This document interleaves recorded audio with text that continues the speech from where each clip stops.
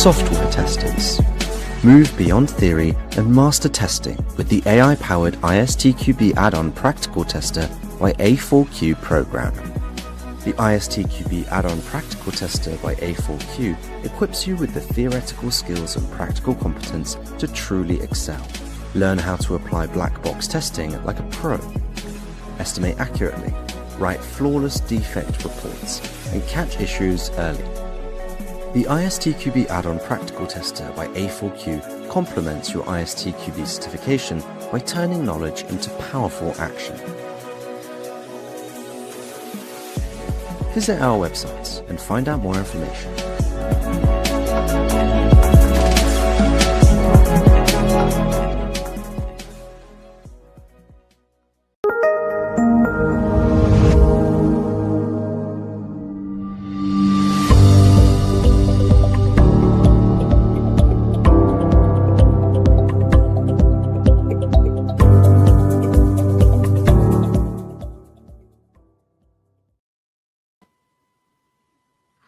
So, hello everyone, welcome back and welcome to this session of the A4Q Testing Summit.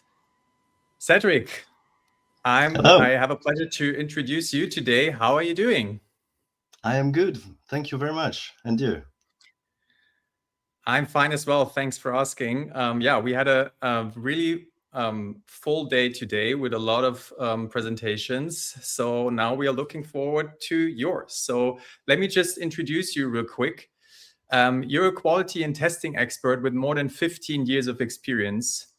And in your previous role, you worked as a test manager and a quality leader, and you were part of your company's IT governance committee, where you helped drive the transformation towards CI, CD, and shift left practices. And what I think is very interesting, you were also a former ISTQB trainer, an experienced speaker, and a strong advocate for continuous improvement, pragmatic testing, and emphatic leadership.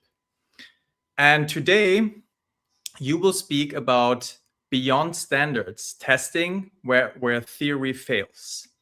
So your session will explore the blind spots of testing standards, the gaps between developer-led and the tester-led testing, and practical ways to adapt testing to real world challenges. So yeah, I think that sounds extremely interesting. So before we dive in, I just want to encourage the viewers to ask questions during the presentation. If anything pops up, just put it in the comment section and we will have time to answer that at the end of the session. And of course, I want to remind you that you can vote for your favorite speaker and your favorite presentation. So if you like what you see, then vote for Cédric. I'm sure he will appreciate that. Yeah, and now, Cédric, the stage is yours. Well, thank you very much for the introduction and for the pressure. Thank you very much. No pressure. Good afternoon. Yeah, so as Michael said, I've worked for almost 20 years now in testing. And I don't know about you, but I've experienced a little bit of immature or maybe underskilled quality framework within companies. I don't know if it rings a bell to any of you. Actually, I believe it. I went through 3 different major domains in testing. I worked for finance and insurances companies, but I also worked for government and even for entertainment companies. So I had the chance to compare different world, different products, but always with a little bit of the same limitations. And that's why I want today to speak about these, because I don't believe they are coincidences. And I'd like to try sharing my experience with you today. Sharing experience is always difficult. I will take a metaphor, which is not from me, but I'd like to make a parallel with a toothbrush. I don't know if you see what I mean, but it's very difficult to share a toothbrush. We all have ours and we like to use it and only ours. And I think it goes the same a little bit with the experience. It's very difficult to get it to the others. But nevertheless, I think it's the best way we have, us in our community, to also keep improving and share within the collaboration teams and etc. So this is my little trial today. And of course, if we want to speak about the gaps between the theories and the practical environments, but we first need to speak a little bit about the frameworks themselves. There are a lot of, as Michael said, I was used to train ISTQB, but more than that, there was another one I cherished, is TMMI. It's the Testing Maturity Model Improvement, and there are plenty others. Here are just a few of what exists about theories, about rules, about how to make efficient testing, efficient quality. All of these models are definitely valuable. They are critical. It's the basis of everything. You need to have that in control to actually build something. But is that sufficient? Don't we find some limitations or resistance sometimes, and we need to go forward anyway? So one of the things I think, and that would be maybe a little bit of a warming up today, is let's see what we can definitely do. There are some levers, there are some principles, and one of the big ones is this triangle that I'm sure you've already seen. It's used a lot for project management and for communication with business as well, because all is about scope, cost, and time.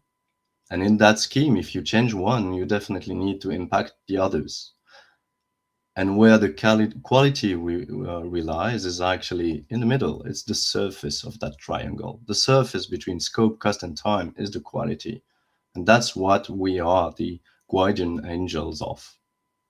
If we need to keep control of that, we need also to have the levers. I'm not sure about you, but having the chance to play with the scope, the cost of the time, in my position of test coordinator or test manager, or even test engineer, I couldn't.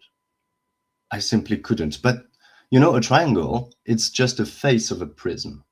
And that's the game of today, is to take that prism and to just flip it over.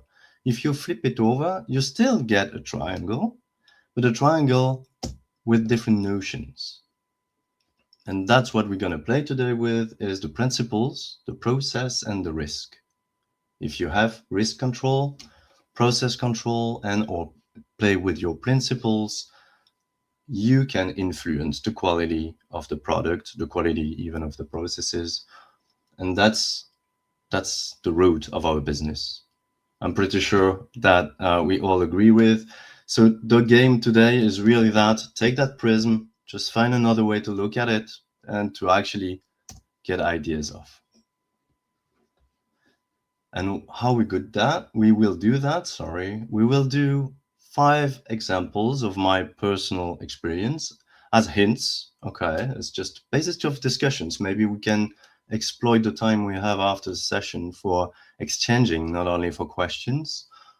The first of the 5 I want to show you today is about traceability. Traceability is key. We need to have the link between the requirements, the analysis, the functionalities, the tests, the results, and the defects. That makes sense. For a defect, I need to know what functionality is behind, what are the risks, the importance, and what were the requirements at the start. And this traceability is key.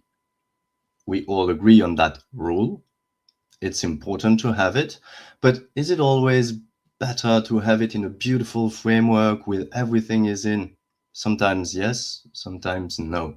We have different actors. We play with engineers, we play with architects, we play with business, product owners, maybe external clients. And well, let's be frank, they do not have the same vision, the same world vision as us. They do not have the same vocabulary or needs. So is it necessarily the best case to just push for a framework or push for a big tool that collect everything all together? Yes and no. We need the links. That is certainly the rule we need to keep. But the principles are just the links, but not necessarily the whole thing. We can play a little bit with it. If you have a tool that is linked to the framework, let's imagine the company just decide to leave Jira. it happened. I lived it. Or migrate, it's that hard that everything we've made for testing within Jira was not compatible anymore. We need to migrate the whole thing. So we have a dependency. And on the other way around, we do not have the freedom to change maybe the way we do or store the tests because we are linked to that framework. So the first example here, very simple, but stay tuned. We go deeper and deeper with the presentation here. This one is an advice with keep the links, but don't go too far with being locked in a framework. Okay. If you still follow, then we can go a little bit more in details with the second example. In this, I want to speak about mobile first. Wherever I've worked, banks, government, private companies, always mobile first is the motto. It's the motto for years because you cannot be a company without having a presence on the stores, on the mobile applications. Even for banks, it's key to be present with a reliable application. It's a must today. But if you go for mobile first, it doesn't imply that you need to do all your tests on mobile. I hope it sounds obvious, but if you have, let's say, 1,000 test cases, 10,000, 20,000 test cases, and you need to run them all on all the devices, on local or with a scalable system like what happens on the market with remote access, nevertheless, you will end up with hours of tests. And that happened to us a few times, as these tests took more than 8 to 10 hours. There is no way then to actually run them on a daily basis. So it's not a source of information or debugging for the developers. So we needed to make that way quicker. And what we decided to do is, once more, to play with that prism and to play a bit, be smart with the structure. You know, a mobile application can be fully native, but it's pretty rare. In the majority of cases, we have hybrid applications, and these hybrid applications are a native part, but within that, encapsulated, you have some web structure, and the main information, the main functionalities are in that web part. So what we've done is we've identified all the scenarios that are critical for the native part, everything that calls APIs like localization, Bluetooth, whatsoever, and of course also the major scenarios of the critical functionalities, but to reduce the scope to that on mobile apps and to actually run all the rest on the web view and test the web functionalities aside. And actually the risk remained the same.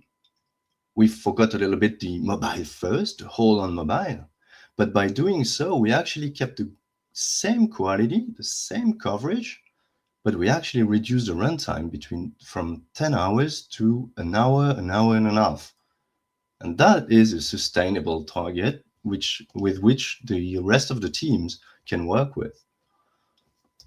So here, that's really the idea, is whatever the rules you've been told, and it's not just about theory, it's also sometimes coming from the business, just put some weight, some balance in that and find your way through.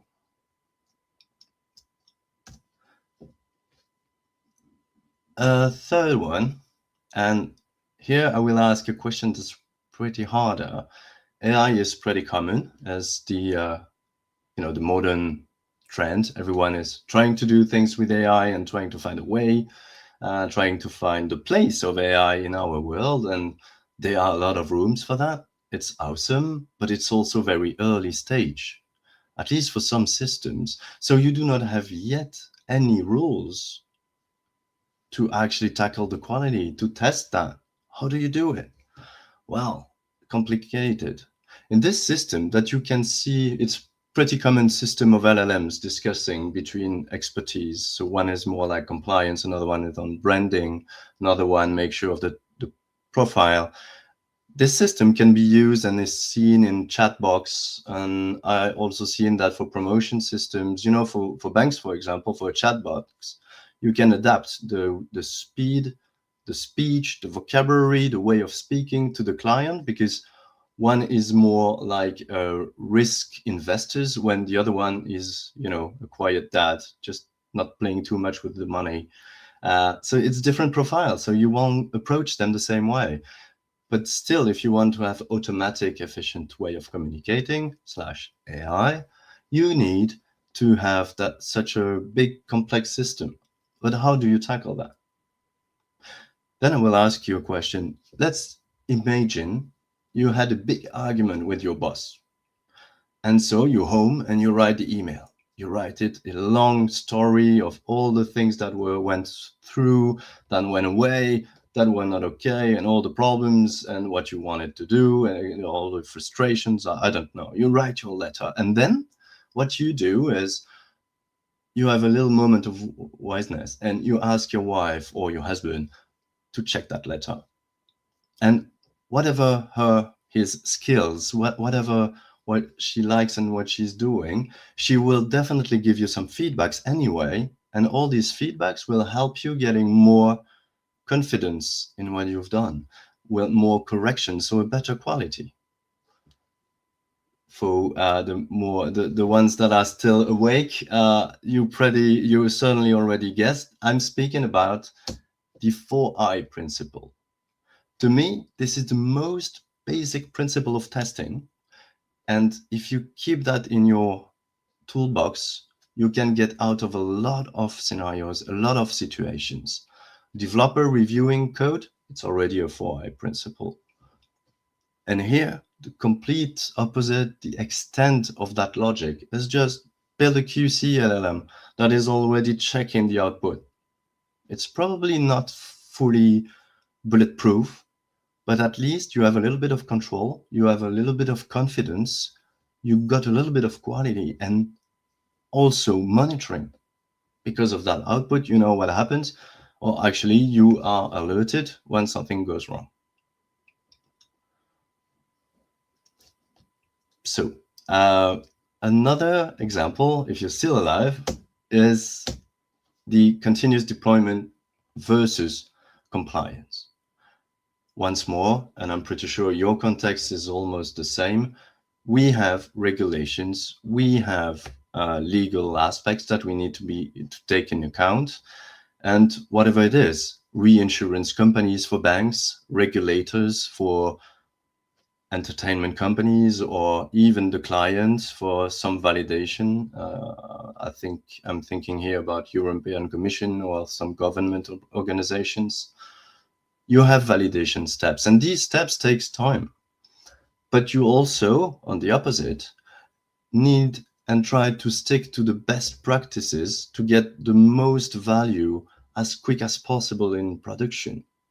How do you do that? Well, you actually try to make smaller pieces with a lot of value, the quicker possible in production. But that doesn't go along with the step of validation prior productions. So how do you play with that? Well, one of the idea is to get out of that scheme. You have the test, acceptance, production environment. If you have the luck, I think I had, everywhere I went, I had test, acceptance, and production environments.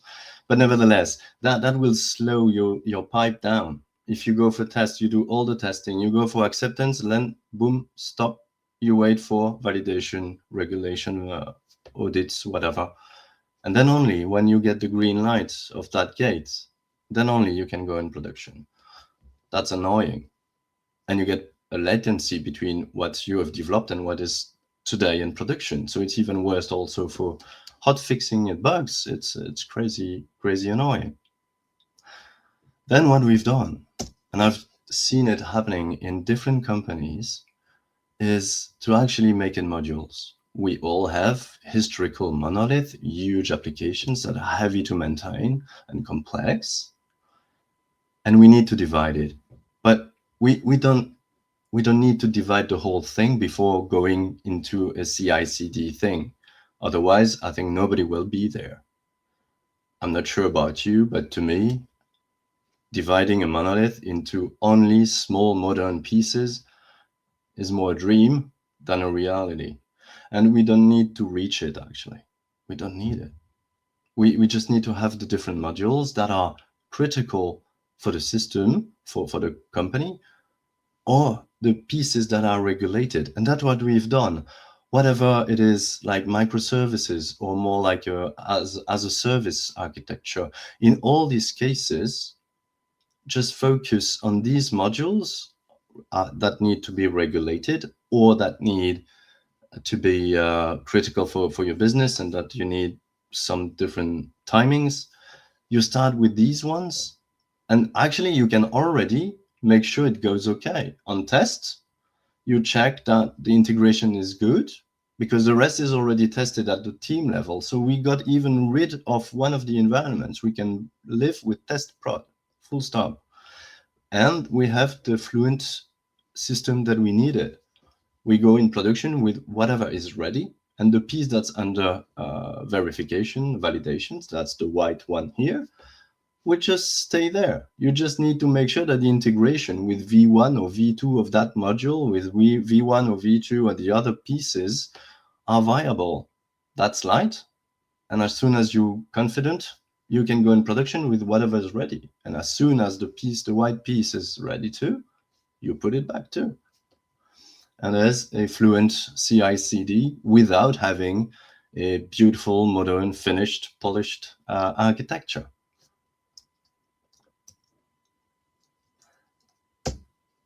I think I speak a little bit faster when I don't have any public. Anyway, I'm reaching the fifth example. The fifth example is that beautiful pyramid. All of you have learned, whatever the methods, whatever the rules you've been taught, the pyramid is something you've seen. These are the different layers of tests, the different levels, so unit, boundary, system testing, integration, well, from one place to another, for one framework to another, vocabulary might differ, but nevertheless, the logic is always the same. It's having low-level testing, unit testing, component testing. Then you go higher and higher with integration of the systems and the system of systems until you get the acceptance step. Acceptance can also be seen as verification audits, as we've said before. All these layers need to be there. That's true.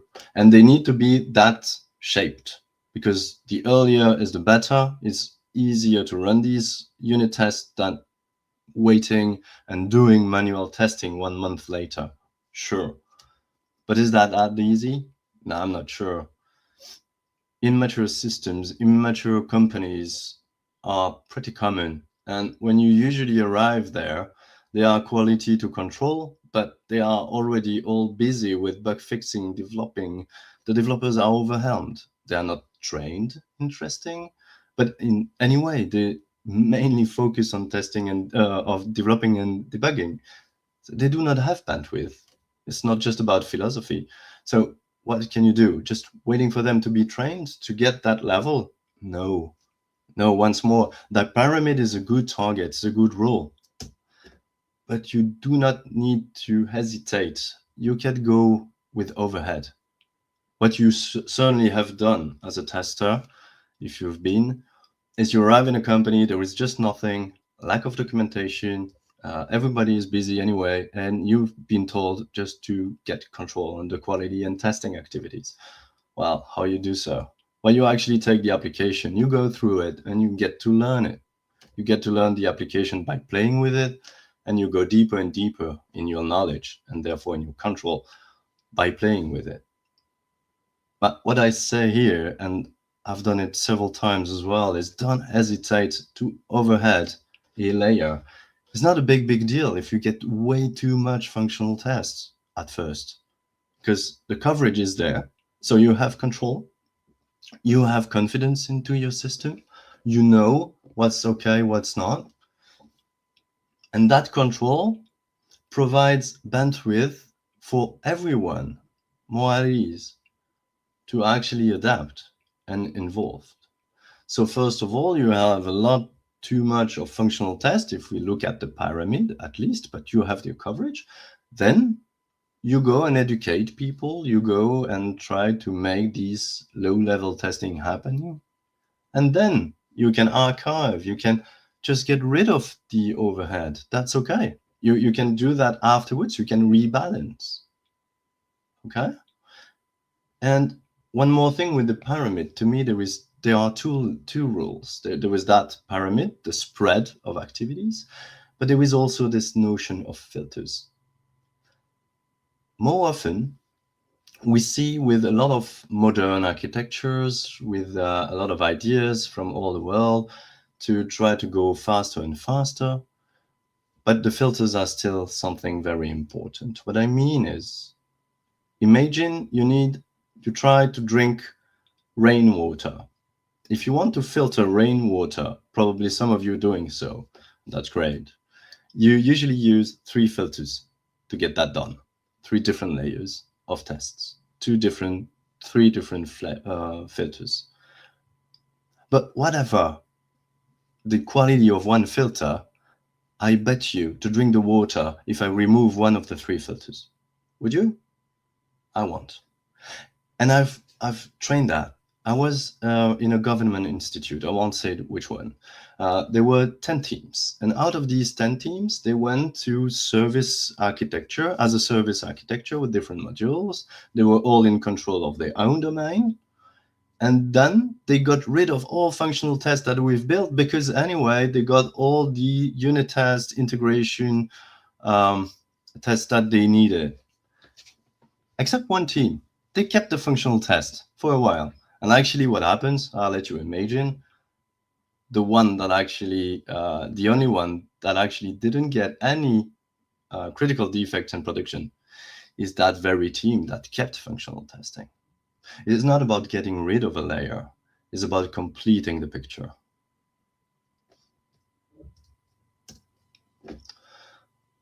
Well, that drives us towards what I would call my conclusion, or at least my invitation of you reacting to that topic, is changes are very often, well, they are constant. Every single company is changing processes, changing products, changing teams.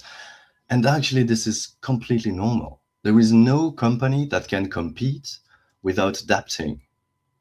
And so we need to do that as well. And that also means that all the rules, all the theory that we've learned, that won't be sufficient. The reality is not the book. So we need to adapt to situations, to people, to team members, to even what quality can mean for a customer. So we need to accept that fact, but we need to build upon that. The rules we were taught are correct and vital, for sure. No debate on ISTQB, TMMI, TMAP. All these systems are undiscussable. They're perfectly useful, but they're not always sufficient. And for an environment that we live in is really foggy, we have sometimes some oppositions, we don't know where to go, we do not have the environments we would like to, so we need to play with what we have at hand. And it's like going through a forest. If you want to go through a forest, you need to first know where you go. And if you want to know where you go, you actually need to have a strong strategy from day one. You need to know where you want to go. And as soon as you have your compass, your vision, then you can go into that forest. And then you will see trees, the rules, the theories that you have learned of being taught, they are along your path as markers. They're useful, definitely, but the best way is not through them, is also a bit around them. So you need to make your path smooth through that forest, keeping your strategy in mind, and be flexible, creative with the way you use the principles behind the theories that we have seen through our career. Voilà. Thank you very much for your attention. I will just end with a quick questions. Do you have any toothbrush to share?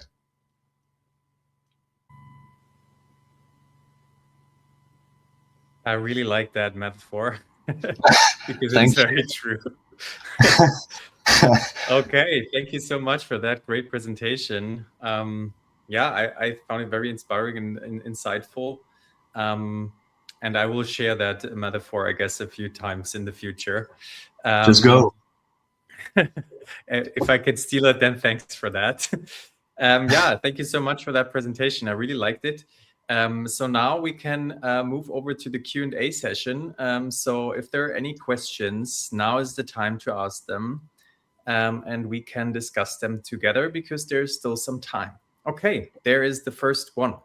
So how have you implemented the CI/CD evolution? Very, very good question. It's a tricky thing. We all try to do that work in different contexts and companies. In my experience, the way we've implemented put five actions actually in account. We first had to break the monolith that I was explaining before, but not only. What we've worked a lot on is to also make the parallel with the testing repository. So we had the code and we have the testing code, and we tried to match the structure of both repositories to actually follow the architecture and the needs of deployment. So step by step, we made that happen.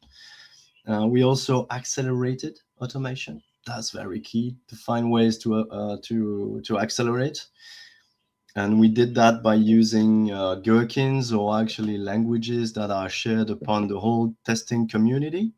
The analysts started implementing their test in Gherkin already, so it could have been easily, freely put in the framework for automation. And all of these steps that were frictions became fluid, and therefore the whole process went quicker and quicker. And on top of that, we've added a lot of KPIs, and we got rid of one of the non-production environment as well. So test acceptance prod, with just test prod, we gain time. As easy as that. Okay. Let's see if there are more questions. Okay, how do you think AI can help in quality improvement? To me, there are two things with AI. First of all, there is AI regarding the rules themselves.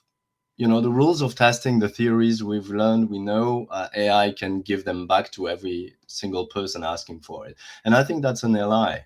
It's an ally that helps us spreading the quality word around us in a company. This is pretty difficult to do, you know, the lobby. But on the other side, the principles and the creativity of principles that you will play with, that is something that will remain to the human part, I think. Yeah. Yeah, I think that's true. That's, yeah.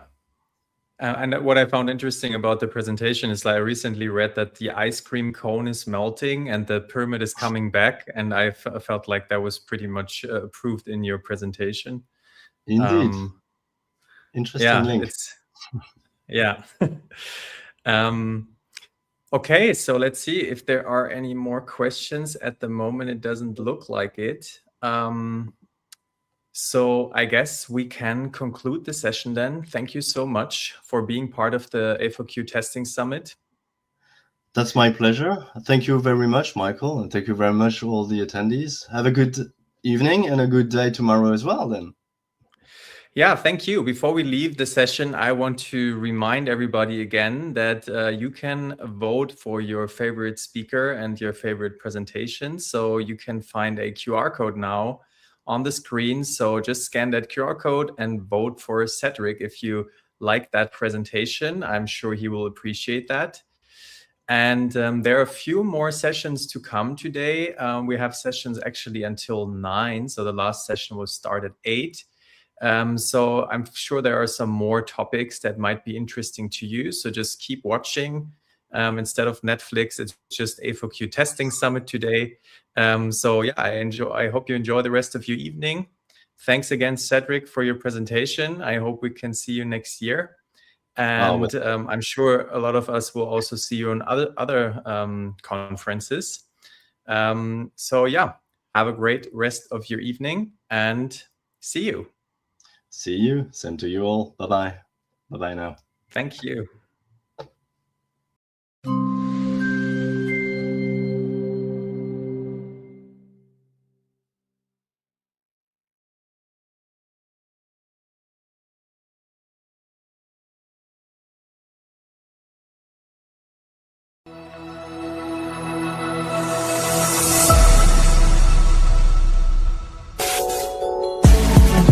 software testers. Move beyond theory and master testing with the AI-powered ISTQB add-on practical tester by A4Q program. The ISTQB add-on practical tester by A4Q equips you with the theoretical skills and practical competence to truly excel. Learn how to apply black box testing like a pro. Estimate accurately, write flawless defect reports, and catch issues early. The ISTQB add-on practical tester by A4Q complements your ISTQB certification by turning knowledge into powerful action. Visit our websites and find out more information.